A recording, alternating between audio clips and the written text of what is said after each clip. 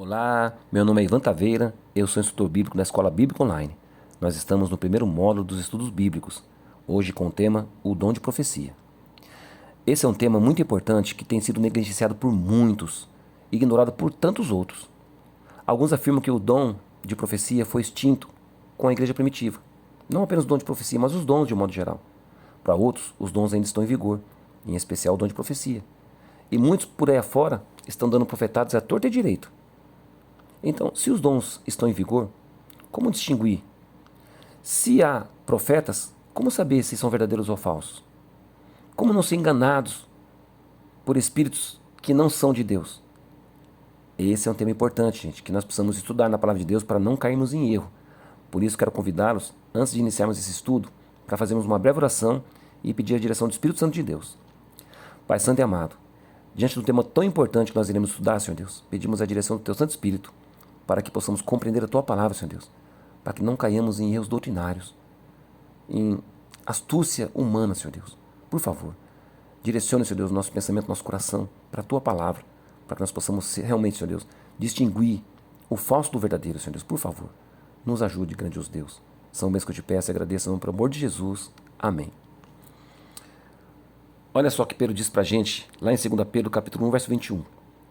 Sabendo primeiramente isto, que nenhuma profecia da Escritura é de particular interpretação, porque a profecia nunca foi produzida por vontade de homem algum, mas os homens santos de Deus falaram inspirados pelo Espírito Santo. Olha só, gente, se a Bíblia é uma só, por que tem tanta igreja? Por que tem tantas vozes dissonantes umas das outras?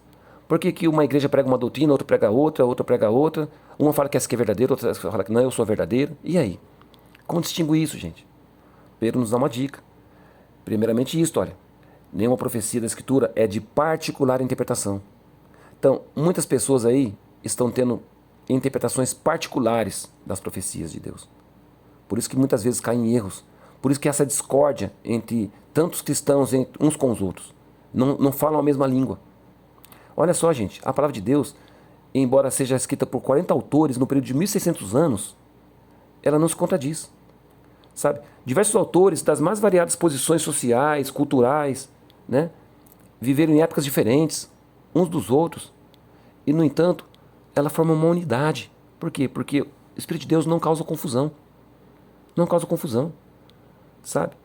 Deus não fala uma coisa aqui e depois fala outra ali, gente. A Bíblia diz claramente que Deus não é homem para que minta, nem filho do homem para que se arrependa. Então, por que tem tantas igrejas? Por que tem tantas pessoas falando uma coisa, outras falando outra? Por quê? Porque estão tendo particular interpretação. E nós não queremos fazer isso. Nós queremos buscar o assim diz o Senhor. Buscar o entendimento na palavra de Deus, seguindo os conselhos da palavra de Deus, não palavra de homens, tá? Então, eu faço um apelo para vocês. Vamos estudar a palavra de Deus juntos, buscando o conhecimento da palavra de Deus, orando e pedindo a direção do Espírito Santo de Deus, porque foi Ele que guiou os homens santos de Deus a escrever a palavra de Deus. Então, nós devemos ser inspirados por Ele, porque, do contrário, nós vamos ter interpretações pessoais e aí causa essa confusão toda, essa Babilônia que nós vemos hoje em dia, tá? Essa confusão, tá bom? Então, vamos lá. Olha só, conselho de Paulo para nós, 1 Coríntios capítulo 12, verso 1. Acerca dos dons espirituais, não quero, irmãos, que sejais ignorantes. Então, Paulo, gente, já nos advertiu a não sermos ignorantes, não negligenciarmos um estudo tão importante, que é a respeito dos dons proféticos, dos dons do Espírito Santo, sabe? Então, muitas pessoas hoje estão negligenciando, gente, não estão nem aí, sabe? Estão ignorando. Então, Paulo já deu uma advertência. Não quero, irmãos, que vocês sejam ignorantes com relação aos dons, tá? E aí ele nos dá uma listinha aqui, olha, lá em 1 Coríntios capítulo 12, verso 28, Paulo nos dá uma listinha dos dons. São vários os dons, mas Paulo aqui escreve uma listinha deles pra gente aqui, olha. E a uns pôs Deus na igreja, primeiramente apóstolos, em segundo lugar, profetas, em terceiro, doutores, depois, milagres, depois, dons de curar, socorros, governos, variedades de línguas. Algumas pessoas, gente, põem uns dons acima dos outros e se esquece da ordem que Paulo escreveu aqui. Primeiramente, apóstolos. Sabe o que é interessante? Os apóstolos, gente, na Bíblia, foram apenas os 12, né? Com a morte de Judas, foi eleito Matias no lugar de Judas. Mas Deus levantou Paulo, né? Paulo é o 13º apóstolo. Alguns afirmam até, inclusive, que ele era para ser no lugar de Matias. Mas Paulo foi o último apóstolo na Bíblia. O que se estabeleceu depois dos apóstolos, gente? Estabeleceu-se bispos, eram os líderes das igrejas locais. Mas você não vê, desde a igreja primitiva, você não vê ninguém sendo chamado de apóstolo ou apóstola, como você vê nos dias de hoje. Porque não teve, gente. Não teve. Quando você vai em Apocalipse, quando você vê a cidade santa, a Nova Jerusalém, que desce da parte de Deus, você vê que tem 12 portas. Em cada porta, o nome de uma das tribos de Israel. E ela tem 12 fundamentos. Cada fundamento com o nome dos apóstolos. 12 apóstolos. Então, quantos apóstolos tem? Né?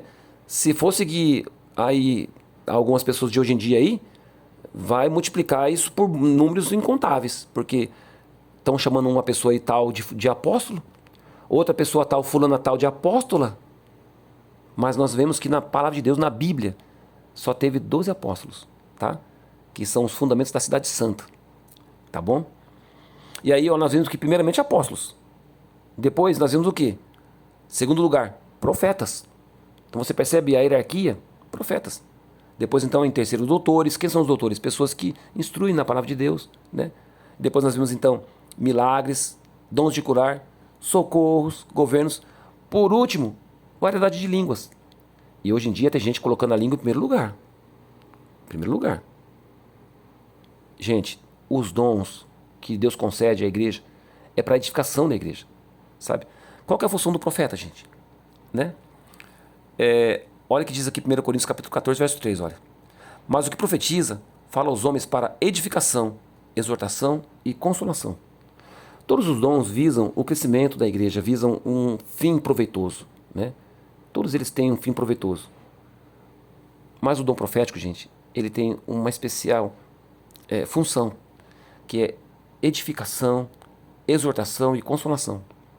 Os profetas no passado, gente, nos tempos antigos, os profetas, eles vinham para exortar o povo, para edificar o povo, para que o povo continuasse nos caminhos do Senhor, para que o povo não se desviasse dos caminhos do Senhor, para edificar um povo culto, um povo que busca Deus, né?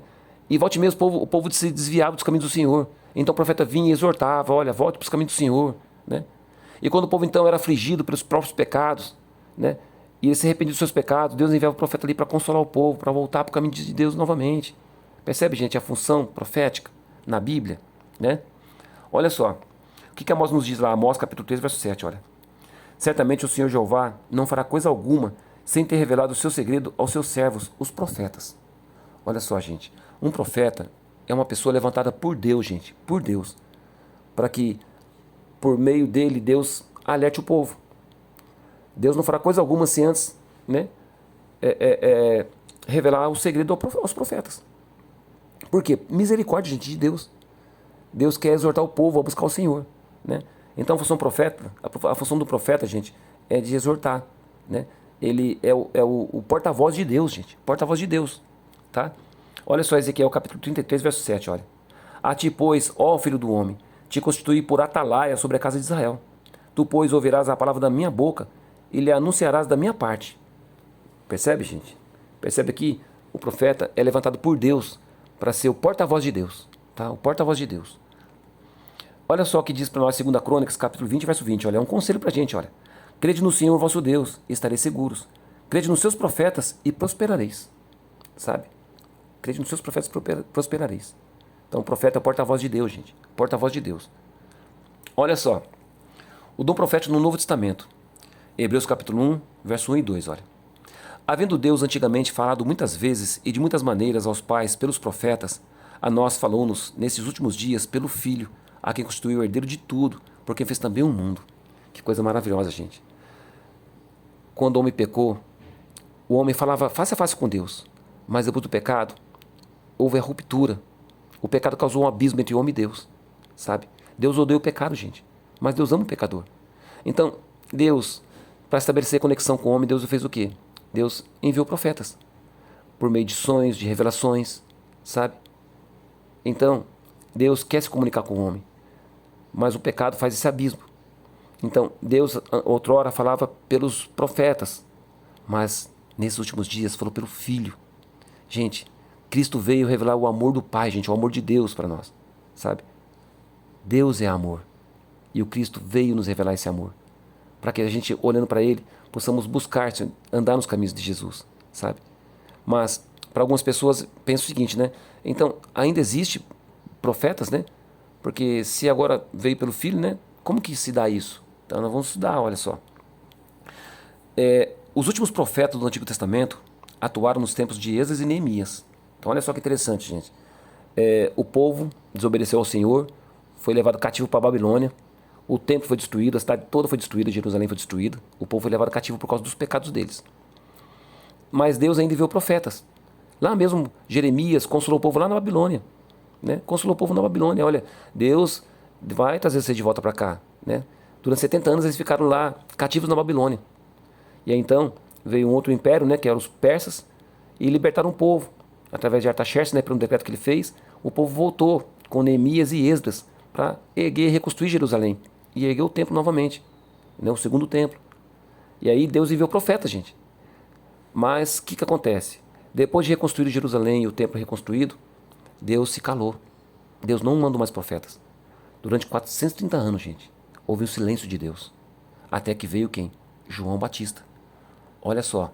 O que Jesus disse pra gente lá em Lucas capítulo 16, verso 16, olha. A lei e os profetas duraram até João.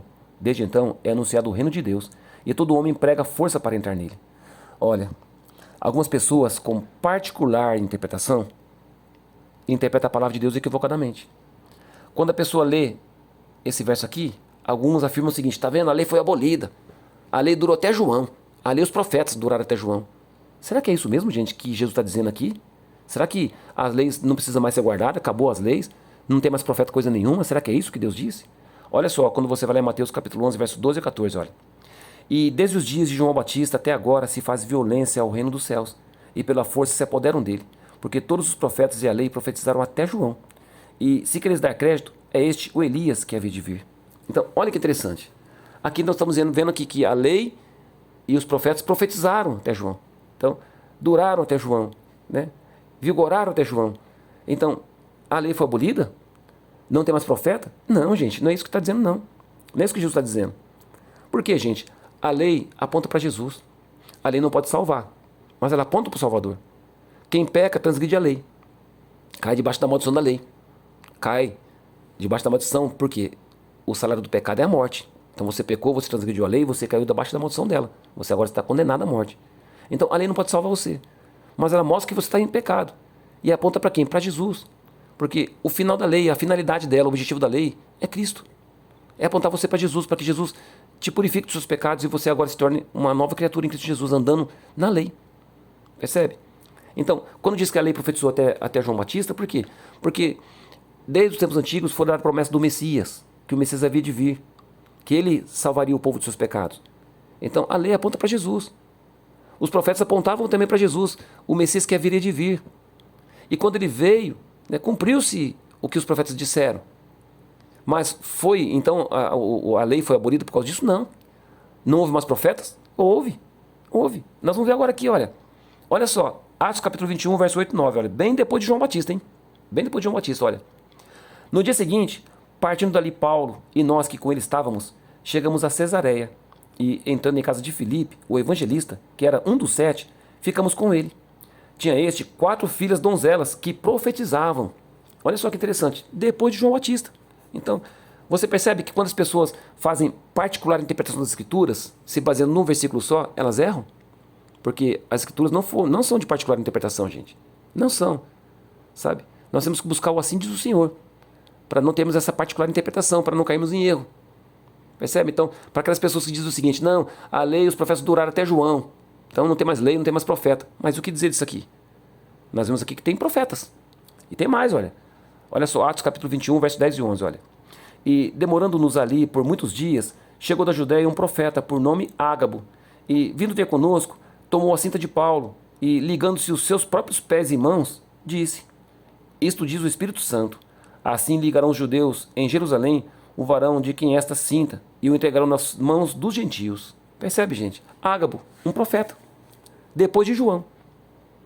Então, não foi extinto, gente, o dom de profecia, como muitos pensam, tá? Na igreja primitiva. Só que acontece uma coisa interessante, que muitas pessoas ignoram, né? Olha só, o dom profético na igreja. Olha só, o dom profético na igreja, olha. Mateus capítulo 17, verso 10 ao 13, olha.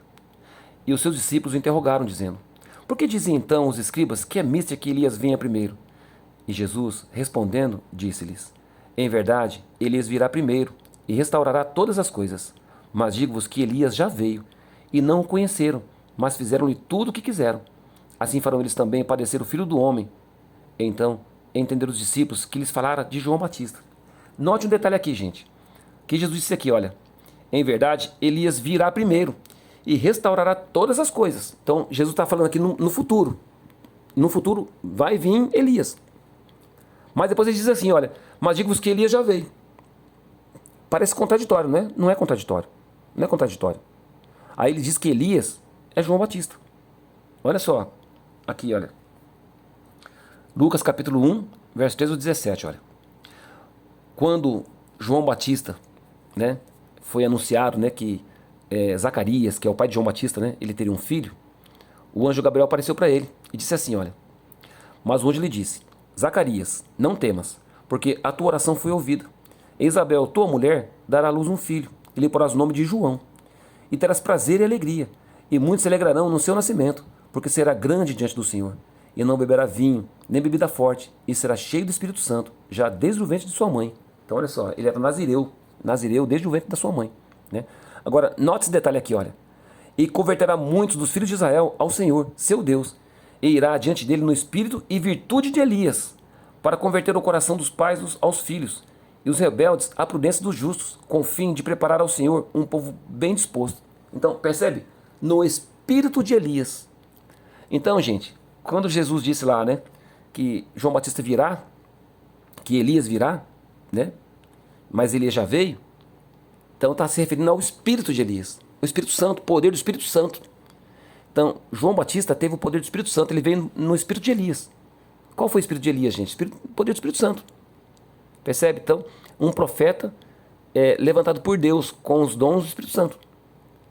Então, terminou com João Batista? Não, não terminou com João Batista. Agora, tem um fato interessante que eu queria que vocês memorizassem um pouco. Você percebeu que os profetas, né, até Neemias e Esdras, depois pararam, não teve mais.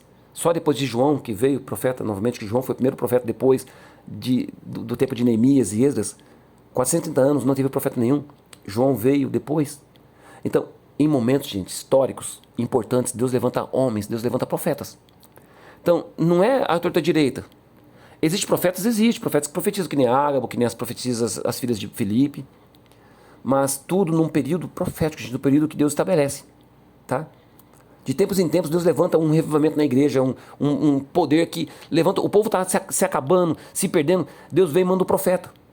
De tempos em tempos, Deus manda o profeta para erguer, para, sabe, animar o povo. Então, no espírito de Elias, gente. No espírito de Elias. Então, João Batista não era Elias, mas ele veio no espírito de Elias. Percebe? Ele era um profeta. Tá bom? Então, fica muito claro isso aqui. Olha o que diz para a gente Malaquias capítulo 4, verso 5 e 6, olha. Eis que eu vos envio o profeta Elias, antes que venha o dia grande e terrível do Senhor, e converterá o coração dos pais aos filhos, e o coração dos filhos a seus pais, para que eu não venha e fira a terra com maldição. Então, gente, a profecia de que Deus levanta os seus servos. Então, João Batista foi o homem mais importante, gente. Jesus disse isso. Dos homens, dos filhos nascidos de mulher, não há um maior do que João. Jesus declarou isso. No entanto, ele é o menor no reino dos céus. Por quê? Porque Deus, gente, Deus levantou João para um fim específico, preparar o caminho do Senhor. Só que é prometido que também virá novamente Elias para preparar o povo antes que venha o grande e terrível dia do Senhor. Sabe? Deus preparará um povo. Olha só o que diz Isaías 58, verso 12, olha. E os que de ti procederem edificarão os lugares antigamente assolados, e levantarás os fundamentos de geração em geração, e chamar-te-ão reparador de rupturas, e restaurador de veredas para morar. Deus sempre levanta um povo, né? Deus sempre levanta um profeta para conduzir, para guiar o povo, para restaurar veredas, sabe? Que o povo às vezes se esquece. Então, quando João Batista veio, gente, o povo havia esquecido, negligenciado, né, a vinda do Messias. É tanto que Jesus veio e ninguém estava nem preparado. Você percebe? Então Deus levantou o profeta João Batista para abrir o caminho do Senhor, abrir as portas para a vinda do Cristo, do Messias. Ele testificou de Jesus. Percebe a importância de João Batista? Então, de fato, gente, os profetas, eles são levantados por Deus em momentos na história, tá? Então, Malaquias aqui está dizendo isso, tá? Isaías também. Agora, olha que interessante. Nós vemos que, de tempos em tempos, né, há um revivamento do povo de Deus. Assim como houve no passado, né, o povo pecava, caía no pecado, sofria as consequências do pecado, clamava a Deus, Deus levantava um profeta, o profeta vinha e exortava o povo voltava aos caminhos do Senhor. Morria o profeta, morria o líder, né? O povo voltava a cair nos pecados novamente. Você sabe disso. Você viu a história da palavra de Deus. De tempos em tempos, gente, Deus levanta homens para restaurar, sabe? Homens no espírito de Elias, profetas de Deus, para restaurar os caminhos do Senhor, para restaurar verdades que outrora foram jogadas por terra, tá? E aí, Deus envia então o derramamento do Espírito Santo. E nós temos aqui um detalhe, Joel capítulo 2, verso 28 ao 32, olha. E há de ser que depois derramarei o meu Espírito sobre toda a carne, e vossos filhos e vossas filhas profetizarão, os vossos velhos terão sonhos, os vossos jovens terão visões, e também sobre os servos e sobre as servas naqueles dias derramarei o meu Espírito, e mostrarei prodígio no céu e na terra, sangue e fogo, e colunas de fumaça. O sol se converterá em trevas, e a lua em sangue, antes que venha o grande e terrível dia do Senhor.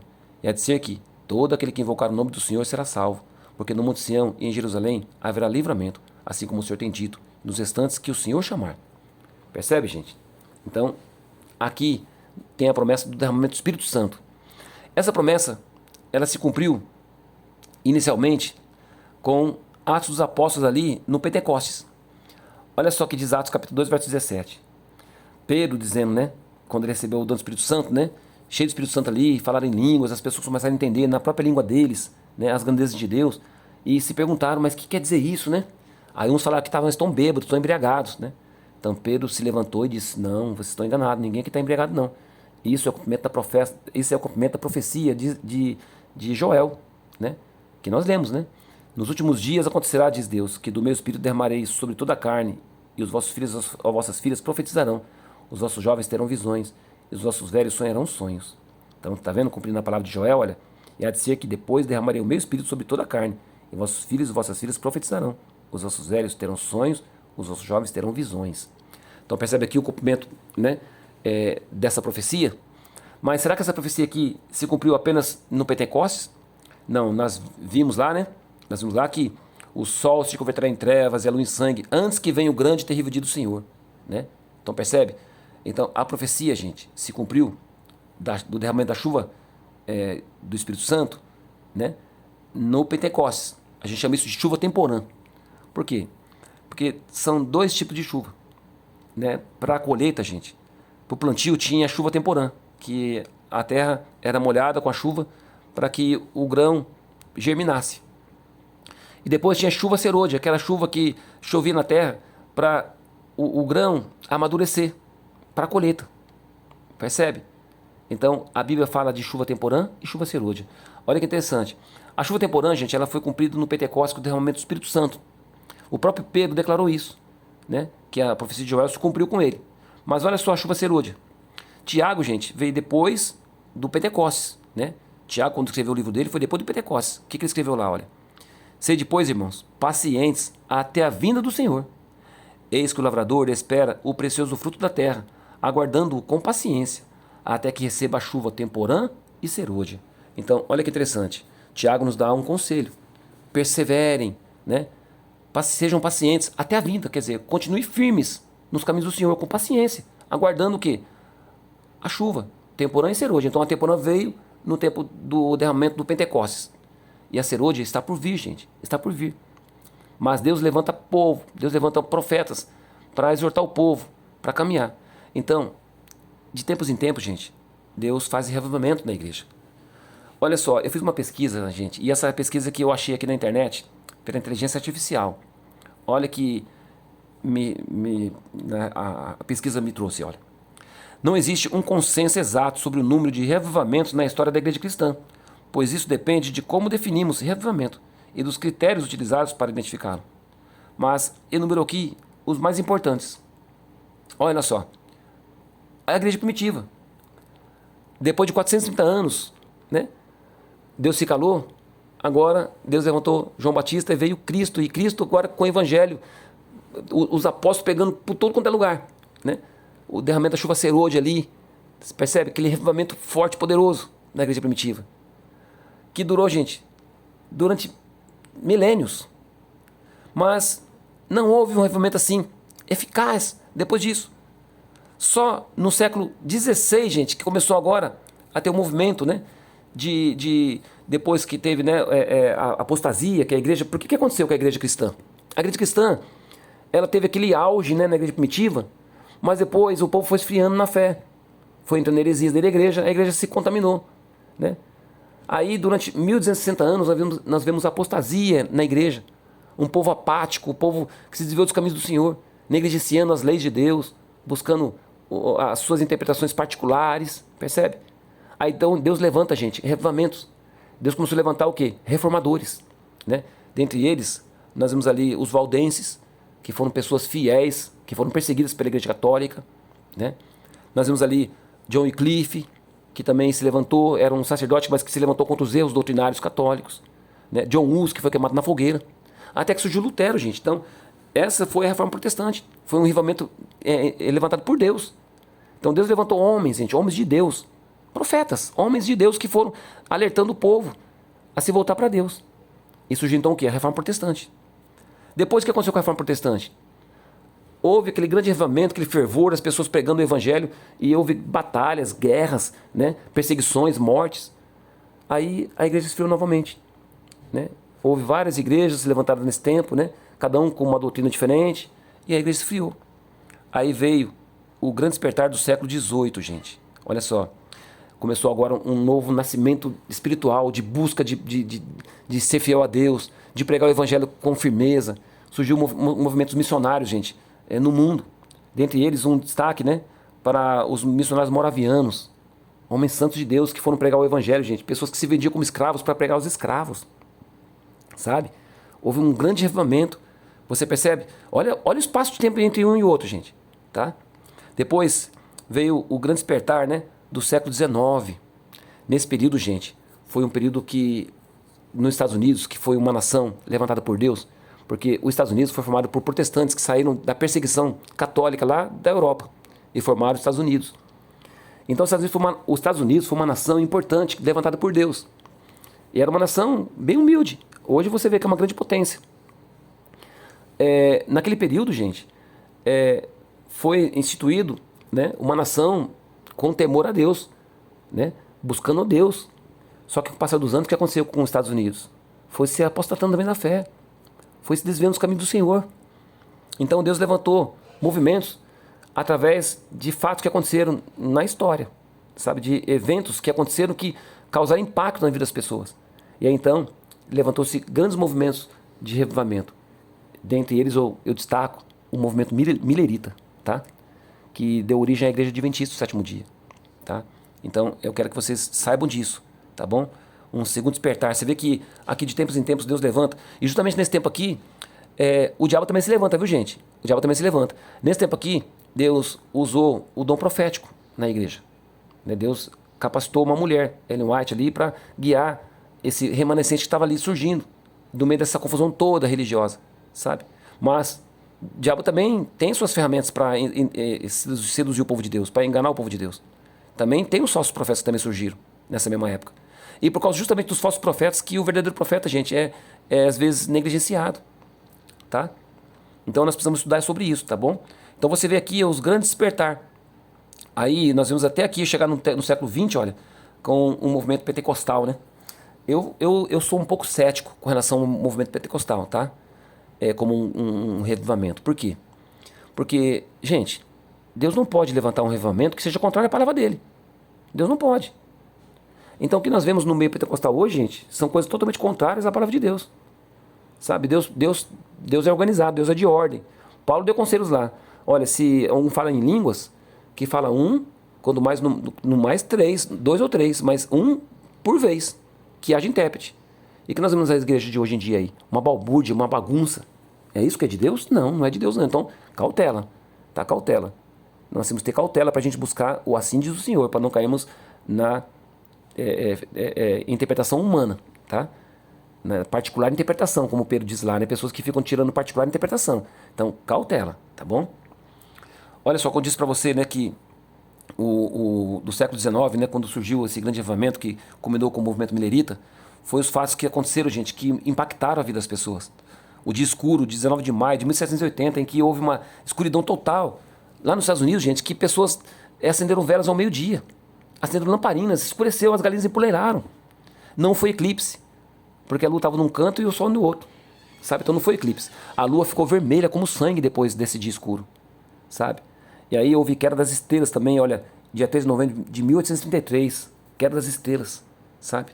Olha que Mateus diz lá, 24, verso 29 e 30, olha. Jesus dizendo, né? E logo depois da aflição daqueles dias, o sol escurecerá, e a lua não dará sua luz, e as estrelas cairão do céu, e as potências do céu serão abaladas. Então aparecerá no céu o sinal do Filho do Homem, e todas as tribos da terra se lamentarão, e verão o Filho do Homem vindo sobre as nuvens do céu, com poder e grande glória. Percebe que diz lá Joel, quando Joel disse, né, que o sol se converterá em sangue, né, a luz se converterá em sangue, o sol não dará sua luz, né, as estrelas cairão no firmamento. Você vê? Jesus que confirmou, gente. Então, quando esses eventos começaram a acontecer, né, não houve jamais um evento desse anterior, viu? Não houve. E nem depois aconteceu novamente. Então você percebe que esses fenômenos aqui que aconteceram foram únicos. E eles, então, deram início ao quê? O tempo do fim. Por causa desses eventos, houve uma corrida bíblica. Uma corrida bíblica. Então surgiu o quê? Um revivamento, gente. Que culminou com os mileritas, né? Guilherme Miller pregando o evangelho, falando da volta de Jesus, das profecias, né, de Daniel que foram estudadas. E aí houve uma grande decepção, porque houve um erro de interpretação. Guilherme Miller achou que Jesus voltaria no final da profecia. Mas um grupo fiel, gente, ficou orando a Deus, se perguntando, Senhor, se a profecia estava correta, por que o Senhor não voltou? Então começaram a orar a Deus, entrar em jejum, em oração. Então foi derramado o Espírito Santo sobre esse povo, gente, que entendeu então a palavra de Deus. E perceberam que o evento que eles estavam aguardando não era aquele, mas sim um evento muito mais importante. Não que não seja muito importante, né, que eles pensavam que a volta de Jesus. É que eles achavam que Jesus viria, mas Jesus não veio, não era a volta de Jesus ainda. Porque Jesus disse que ninguém sabe o dia nem a hora, né? Mas eles erraram naquela interpretação da profecia, mas buscaram entendimento de Deus. E Deus então clareou a mente deles. Entenderam que o juízo estabeleceu no céu. Que começou o juízo antes da vinda de Jesus, sabe? Por quê? Porque Jesus vai vir buscar a igreja, já está no tempo do fim, gente. Então você percebe que de tempos em tempos Deus levanta profetas para trazer o povo, né? Preparar os caminhos do Senhor. Então no espírito de Elias, você percebe? Então Deus levantou um povo, gente, no espírito de Elias, para alertar o mundo hoje. Olha, Jesus está voltando, sabe? O povo do advento, pregando a volta de Jesus. Você vê as pessoas pregando sobre a volta de Jesus por aí, gente, né? Mas há um movimento profético no mundo, gente, pregando sobre a volta de Jesus. Um movimento adventista, levantado por Deus, sabe? Pregando a volta de Jesus. E aí, olha, Deus também levantou uma mulher para guiar também esse povo, para conduzir esse povo aos caminhos do Senhor. E hoje muita gente, questiona e critica, né? Ellen White. Nós vamos estudar sobre Ellen White depois, tá? Vou falar sobre ela para que você compreenda. Mas olha uma declaração que Ellen White fez aqui, olha. Num livro Fundamentos da Fé Cristã, na página 123, olha. A palavra de Deus é como um tesouro que contém tudo quanto é essencial para aperfeiçoar o homem de Deus. Nós não apreciamos a Bíblia como deveríamos. Nós não estimamos devidamente as riquezas que encerra, nem nos damos conta da grande necessidade que temos de examinar as Escrituras por nós mesmos. Os homens negligenciam o estudo da palavra de Deus para ir após interesses mundanos ou entregar-se aos prazeres da época. Algum assunto insignificante torna-se uma desculpa para a ignorância acerca das Escrituras dadas por inspiração divina. Seria melhor rejeitar, porém, qualquer coisa de caráter terrenal, em vez deste importantíssimo estudo que nos tornará sábios para a vida eterna. Você percebe como que Ellen White amava as Escrituras de Deus, a palavra de Deus? Então, ela levava o povo para a Bíblia. Olha, gente, o povo tem negligenciado as Escrituras. Tem que voltar para o estudo da Bíblia. Então, constantemente ela falava isso, olha, vamos voltar para a Bíblia, vamos estudar, vamos deixar de lado essas coisas que com perca de tempo, vamos estudar a palavra de Deus. Nós estamos no tempo do fim. Então, ela veio exortando o povo, gente, a buscar as Escrituras, a estudar a palavra de Deus. Percebe? Então, tem gente que ignora o dom profético de Ellen White por preconceito, sabe? E justamente por causa de muitos falsos profetas também que foram levantados na época, né? Muitos falsos profetas foram levantados na época. Então, por causa do engano, o caminho da verdade é blasfemado, gente. É blasfemado. Olha só, né, no espírito de Elias, né, para restaurar, que nem está lá em Isaías, né, reparador de brechas, né, de roturas, de veredas, né. Olha que interessante. O movimento adventista, gente, trouxe à tona verdades que estavam sendo o quê? Negligenciadas e escondidas e rejeitadas. As leis de Deus que não foram abolidas coisa nenhuma. O sábado de Deus que foi esquecido. Lembra-te do dia de sábado, você vê, foi esquecido. Sabe? A reforma de saúde, alimentação saudável, busca de cuidar do corpo como templo do Espírito Santo. São verdades, gente, que estão sendo restauradas por esse povo que foi levantado por Deus. Percebe? Olha só. Então, por causa justamente dos falsos profetas, que o verdadeiro profeta é negligenciado. Então, nós temos que entender nas Escrituras como provar os Espíritos, né? Como devemos provar os Espíritos? O João nos dá uma dica, olha, 1 João capítulo 4, verso 1. Amados, não creais em todo espírito, mas provai se os espíritos são de Deus, porque já muitos falsos profetas se têm levantado no mundo. Então, percebe a advertência? Existe falso profeta. Então, se existe o falso, existe o verdadeiro. Então, como saber distinguir o falso do verdadeiro? Pela palavra de Deus, né? Olha só. Mateus capítulo 7, verso 15, olha. Acautelai-vos, porém, dos falsos profetas, que vêm até vós vestidos como ovelhas, mas interiormente são lobos devoradores. Olha Mateus 24, verso 24, olha. Porque surgirão falsos cristos e falsos profetas, e farão tão grandes sinais e prodígios, que, se possível fora, enganariam até os escolhidos. Percebe, gente? Pessoas que são levadas aí por milagres, cuidado. O diabo também pode fazer cair fogo do céu, gente. Então, Deus nos dá uma advertência. Acautelai-vos dos falsos profetas. Mas como saber então do falso profeta, né? Olha que de 2 Pedro capítulo 2, olha. E também houve entre o povo falsos profetas, como entre vós haverá também falsos doutores, que introduzirão encobertamente heresias de perdição, e negarão o soberano Senhor que os resgatou, trazendo sobre si mesmos repentina perdição. E muitos seguirão as suas dissoluções, pelas quais será blasfemado o caminho da verdade, e por avareza farão de vós negócio com palavras fingidas, sobre os quais já de largo tempo não será tardia a sentença, e a sua perdição não dormita. Então olha que interessante, que Pedro está dizendo para nós aqui, olha, que por causa desses falsos profetas, o caminho da verdade é blasfemado, gente. Sabe? O verdadeiro profeta fica oculto no meio de tantos falsos profetas. Então devemos provar os espíritos, gente, né? O que Pedro nos diz, né? Olha só, os falsos profetas falarão em nome de Deus, mas não são enviados de Deus. Então, se veste de... São lobos vestidos de ovelhas, falando em nome de Deus, mas não são enviados de Deus. Percebe? Falsos doutores, olha, introduzem heresias encobertamente de perdição.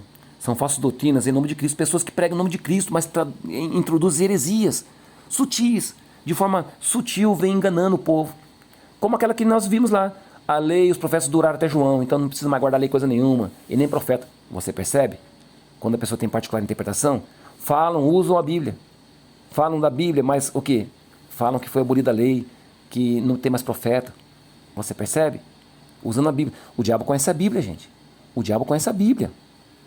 E essas pessoas falsas usam a Bíblia para fins falsos. Então tem que ter cuidado, tá? Olha só. Falsas doutrinas em nome de Cristo, mas negando pelos seus atos, né? Amor ao dinheiro, por ganância, né? Amor ao dinheiro, por avareza farão um negócio de vós com palavras fingidas. Percebe?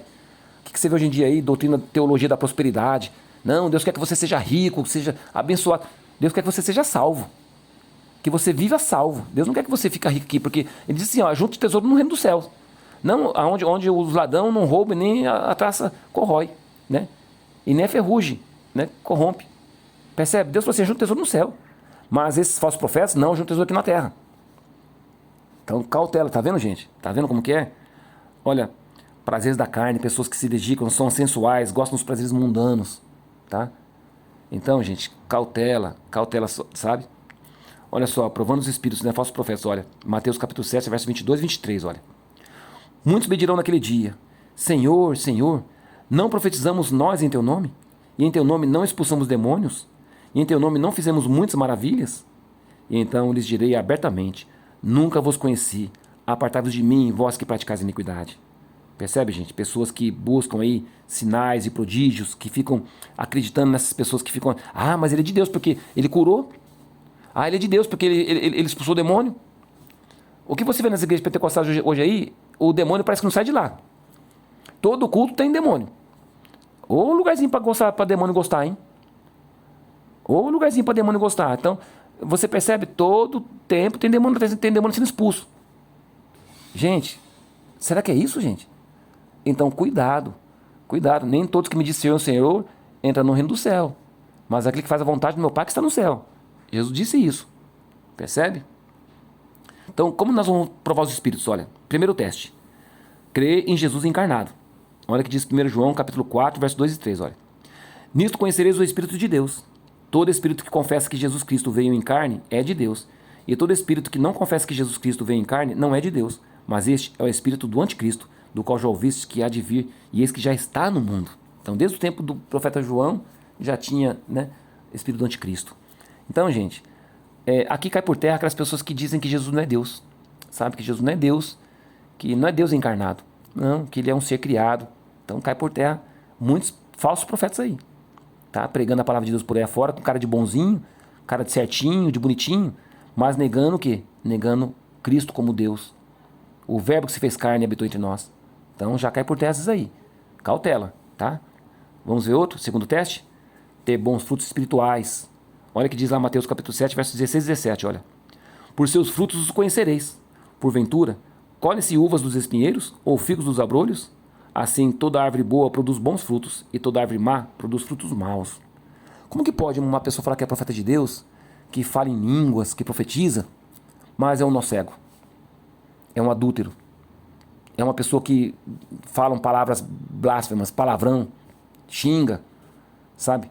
Uma discórdia, um espírito de ira. Como que você vai ver? Pelos frutos você conhece. Será que um profeta de Deus age dessa maneira? Jamais, gente, jamais.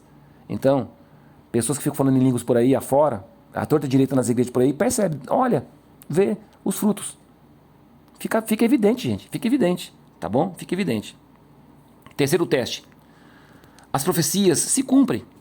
Recentemente eu vi, na época da pandemia, né, eu vi um pastor dizendo que teve visões de que haveria morte nas ruas, pessoas estendidas, cadáveres pelas calçadas, né? Morte por tudo quanto é lugar, né? Realmente houve muita morte na pandemia. Mas você não viu pessoas, como ele disse, cadáveres nas calçadas, nas ruas, sabe?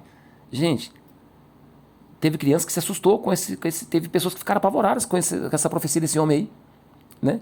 E no final do que deu? Não deu em nada. Falso profeta, tá? Quando tal profeta falar em nome do Senhor e tal palavra se não cumprir, nem suceder assim, esta é a palavra que o Senhor não falou. Com soberba falou o tal profeta. Não tenhas temor dele, tá? Deuteronômio capítulo 19, verso 22. Então, como provar os espíritos? Tá vendo? Se não se cumpriu a profecia, é falso profeta, tá? Mas tem um quarto teste. E se a profecia se cumprir, mas se desvia da palavra de Deus? Olha só, Deuteronômio capítulo 13, verso 1 ao 3, olha. Quando o profeta ou o sonhador de sonhos se levantar no meio de ti e te der um sinal ou prodígio, e suceder o tal sinal ou prodígio de que te houver falado, dizendo, vamos após outros deuses que não conheceste, e sirvamo-nos. Não ouvirás as palavras daquele profeta ou sonhador de sonhos, porquanto o Senhor, vosso Deus, vos prova, para saber se amais o Senhor, vosso Deus, com todo o vosso coração e com toda a vossa alma. Então Deus já estabeleceu a sua palavra. Não terás outros deuses diante de mim. Deus deixou a lei. Deus deixou a lei os profetas ali. Aí vem um que diz que teve uma visão, um sonho que se cumpriu. Aí ele vem falar para você assim, ó, não precisa guardar coisa e ler coisa nenhuma não. A lei durou até João. A lei, os profetas duram até João. Então ele se contradiz, porque ele está sendo profeta, profetizando, mas diz que durou até João, então ele mesmo está sendo falso. Então percebe, gente, pessoas que, ainda que se cumpram a palavra deles, mas se desviam do caminho do Senhor, não é de Deus. Percebe? Quinto teste, olha. Guardar a lei de Deus. Um profeta verdadeiro, ele obedece aos mandamentos de Deus. Olha que diz Isaías capítulo 8, verso 20, olha. À lei e ao testemunho. Se eles não falarem segundo esta palavra, nunca verão a alva. Olha que Provérbios diz, gente. Provérbios 28, verso 9. O que desvia os seus ouvidos de ouvir a lei, até a sua oração será abominável. Sabe? Então pessoas que dizem que a lei foi abolida e está profetizando por aí. Diz que a lei durou até João, né? Vigorou até João, mas está profetizando por aí. Percebe, gente, a incoerência? Então nós temos como provar os espíritos pela palavra de Deus, tá? Sexto e último teste. Manifestação física. Quando o profeta tem visão, ele tem essa manifestação física. Olha o que aconteceu com Daniel, capítulo 10, verso 8, olha. Fiquei, pois, eu só, e vi esta grande visão, e não ficou força em mim, e transmudou-se em mim a minha formosura em desmaio, e não retive força alguma. Sabe? A manifestação física, né, de Deus nessa pessoa, sabe? Quando a pessoa tem um arrebatamento de sentidos, ela fica extasiada, ela fica... você vê nela, sabe? Então, gente, nós temos que provar os espíritos. Sabe o que é interessante? Nós provamos Ellen White, sabe? Nós vemos os frutos de Ellen White. Ela foi uma mulher cristã, ela teve bons frutos? Teve. Uma mãe exemplar, uma esposa exemplar, uma cristã fervorosa, apaixonada por Jesus, uma mulher que amava as Escrituras, escreveu vários livros, né, de exortação, que conduziu o povo, né, aos caminhos do Senhor, sabe? Saúde, medicina, ela falou tantas coisas, gente, não tinha nenhuma instrução, sabe? Então tinha bons frutos, uma mulher temente a Deus, uma mulher que não blasfemava, não falava, né, com arrogância, tinha bons frutos, sabe? Uma mulher humilde, simples de Deus. Ela guardava os mandamentos de Deus, guardava a lei de Deus, guardava o sábado de Deus. Percebe, gente? Ela profetizou e profecias se cumpriram. Aí tem gente que fala o seguinte, ela é muito falso profeta porque tem profecia que não se cumpriu. Bem, gente, nós vamos tratar sobre esse assunto quando a gente estudar sobre Ellen White. Aí eu vou falar para você sobre o dom de Ellen White e sobre a profecia que cumpre e que se não cumpre. Porque existem profecias na Bíblia, gente, que são profecias incondicionais. Elas vão se cumprir quer a pessoa esteja preparada ou não. São incondicionais. E há profecias também condicionais. Por exemplo, quando Jonas foi lá em Nínive, ele disse que a cidade seria subvertida, que cairia fogo do céu, que mataria todo mundo ali. Mas o povo se arrependeu, então não caiu fogo do céu. Essa é uma profecia o quê? Condicional. Então, a Ellen White também teve profecias condicionais. Ela fez profecias que não se cumpriram. Por que não se cumpriram? Porque foi preenchido o requisito que era necessário para que a profecia se cumprisse, né? Se a profecia não se cumprisse, né? É porque foi preenchido os requisitos. Então, Deus não fez como devia fazer, porque houve arrependimento. Então, tem essas questões que as pessoas não levam em conta, tá bom? Por isso que muita gente fica falando mal aí, que não estuda, não se aprofunda. Então, gente, vamos se aprofundar, tá? Não vamos ficar dando ouvido por pessoas que têm particular interpretação das Escrituras. Vamos buscar o assim diz o Senhor, a palavra de Deus, para que nós não caímos em erros doutrinários, tá bom? Olha só um conselho final pra gente. 1 Tessalonicenses, capítulo 5, verso 20 e 22, olha. Não extinguais o espírito, não desprezeis as profecias, examinai tudo, retende o bem, abstende-vos de toda a aparência do mal. Que eu e você possamos ser como os bereanos. Vamos estudar para ver, vamos ler para crer, vamos ver ali, e vamos orar a Deus, pedir direção do Espírito Santo de Deus, para que, conforme tem as Escrituras, assim nós possamos crer. Mas se estiver fora das Escrituras, pula fora, tá? Se não estiver de acordo com assim diz o Senhor, cai fora, tá? Esse é meu conselho para você. Um grande abraço do seu amigo Ivan.